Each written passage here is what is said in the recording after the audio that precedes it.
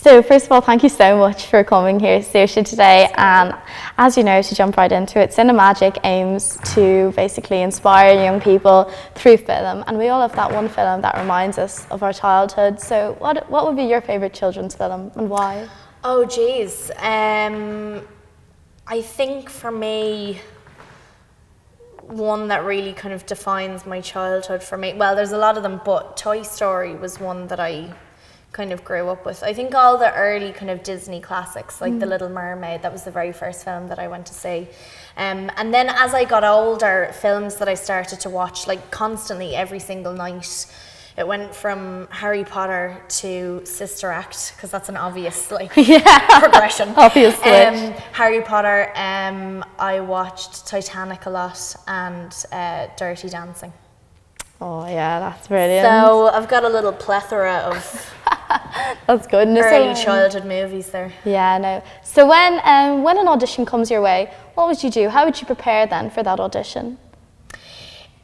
It depends on what the audition is. I think sometimes, you know, with certain directors, you'll go into the room and they will want to sort of work on the scene with you when you get in there. So you'll go in and you'll kind of, I mean, usually the way I work anyway is I learn my lines and kind of stick with what comes naturally to me and stick with my instinct. Yeah. And then kind of leave enough room to be able to change that on the day and kind of be open to different kind of directions that you can take the scene in, you know. But I think usually, you know, it's always nice when you have kind of guidelines of what a director is looking for, and you're not always lucky enough to get that.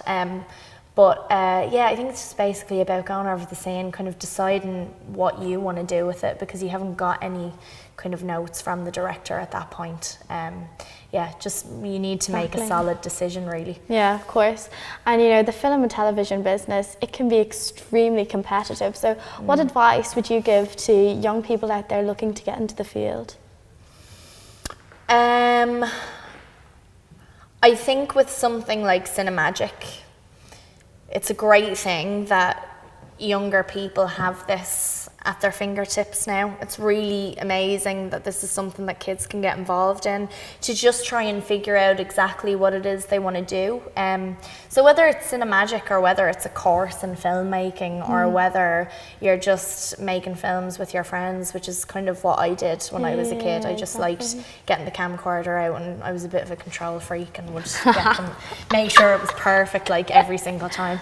They never did it the way I wanted them to. Yeah. But they never do. But yeah, I think, you know, there's always a way to be able to express yourself, and trying to figure that out is kind of the hardest thing. And once you've got that, you can work on it and you can progress through that and everything. But certainly with something like Cinemagic, I think it's a great way to kind of get your foot in the door, and the girls are so supportive of the kids that are involved in this program, that they really help them along. So exactly. And you know, who would you look up to within this industry? Who would be your role model as such?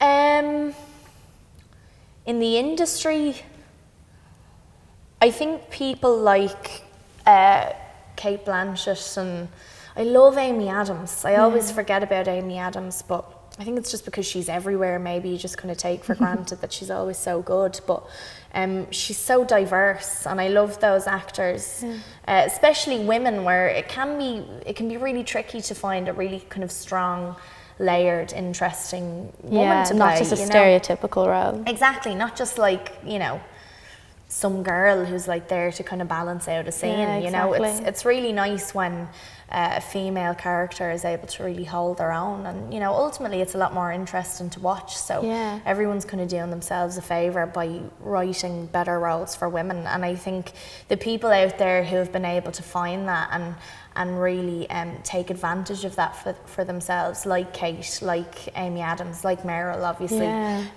Tilda Swinton, Frances McDormand, they're all really terrific. Also, Robin Wright in House of Cards. Have you watched House of Cards? My dad loves that. He binges on it. So it's amazing. Every Sunday. Has he seen the new season? Yeah, well, I tell you what, that's the only thing we hear about. It's so good. And she's incredible in it. She's so bloody excellent in like every single scene of that. And you know, to be able, as a young person especially, because I'm very lucky that I'm getting to work and stuff, but I'm young just like everyone else in that room and just like you, and we're all interested in the same thing. And to see somebody older who's so kind of consistently brilliant at what they do is, you know, it's an inspiration to watch that stuff. Of course. And finally, Saoirse, you know, you've done so many different roles, from drama, you know, till sci-fi. So what type of role or what genre movie would you be most interested in doing next? Even though it's the hardest thing in the world to do, I would love to do comedy, because it's my favourite thing to watch. I've grown up on a lot of American comedy, like Seinfeld and Cheers and Curb Your Enthusiasm and SNL and, you know, all these really great like American kind of comedy classics. And it would be great to do something like that if I could. I really like the idea of doing a silent film, or at least playing a character that doesn't really say anything. And I have played roles where I don't really talk that much, and I've always really kind of enjoyed it. I like using text as well and getting to speak in movies, but I think a lot of the times it can, too much dialogue can be a little bit unnecessary. You don't really need an awful lot of it. And so much can be told through a gesture or a look or something that's kind of a little bit more natural. So, so I'd love to do something like that too. Thank you so much for joining us here. I hope you enjoy your birthday celebrations next week. Thank you for the wonderful questions. Thank you. And we hope we'll see you again soon. So thank you so much. Thank you. Thanks for watching, and don't forget to subscribe.